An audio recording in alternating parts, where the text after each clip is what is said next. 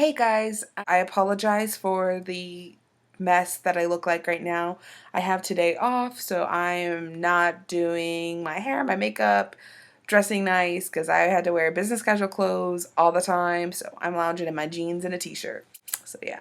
I wanted to give my review of Gathering Blue, kind of the lighting in here stinks, by Lois Lowry, which is the second in the Giver series. This was actually the first time I ever read Gathering Blue. I had read The Giver when I was in middle school, and I loved it back then, and I still love it now. Gathering Blue, it was a little bit kind of slower for me. It was slower paced. I couldn't relate to the setting and the characters and kind of the plot as much as I could as much as I could with the Giver. It could be in the same world that the Giver is, or it can be a different futuristic dystopian world. It is about a girl named Kyra. It might be Kira. I'm going to say Kyra, who at the very beginning, her mother dies, so she is an orphan, and she has a crippled leg. She was born with it. She's always had the deformity. So Kyra is not sure what to do. She knows that she's not really wanted in her community, but she doesn't have anywhere else to go, and so she decides to stay. And the women in her village kind of go against her and threaten to basically kill her or make her leave.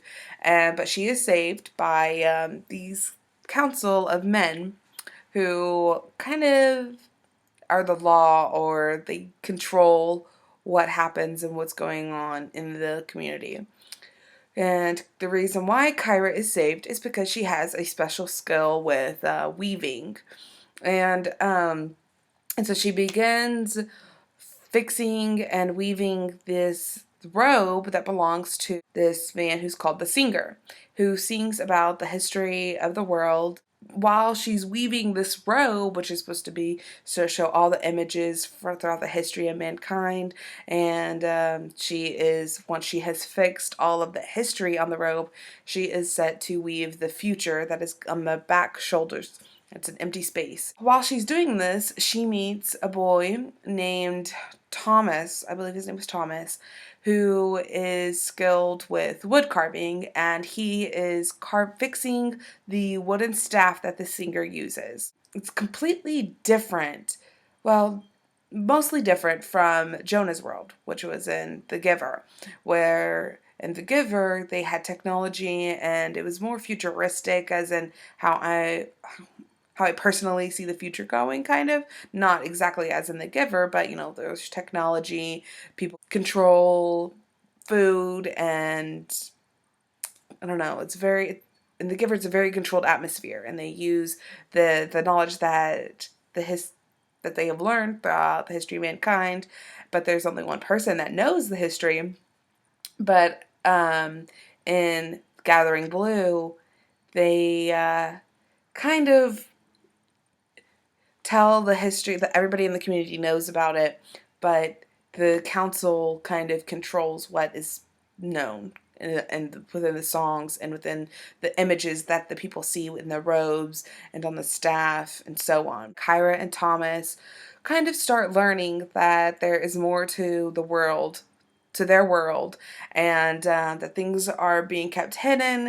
And Kyra decides slowly but eventually that she wants to kind of help change her world, the community that she's living in. Um, I did like Gathering Blue. I didn't like it as much as The Giver because, like I said, it was slower paced compared to The Giver.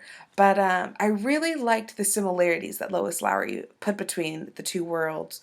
Or I guess the two villages is how I'm picturing it. Maybe it's the same world, but there's two villages that are far apart. And so I really thought that was interesting that as much as the worlds are different, there are kind of similar things. In both there is an emphasis on individuality versus conformity.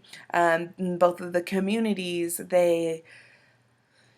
each person kind of has their place. They know what they're supposed to do, and the main characters kind of break the mold. They have something special about them that provides them kind of a way to see past what they're being taught, and so they're getting behind the inner workings of everything. And so there's a huge emphasis on creativity and imagination and individuality. And I really, really like how Lois Lowry has done that with two different settings and two different worlds. And but yeah, I'm excited to read The Messenger. I need to go buy it, and I will be reviewing that next, hopefully. I might have another review before then, but we'll see. I enjoyed it. I liked it. Lois Lowry is a very talented writer. The more I'm thinking about it, the more I liked the book. But when I first read it, and while I was reading it, I was kind of struggling because it was just kind of slow for me. But yeah, let me know what you guys thought, and I will talk to you guys soon.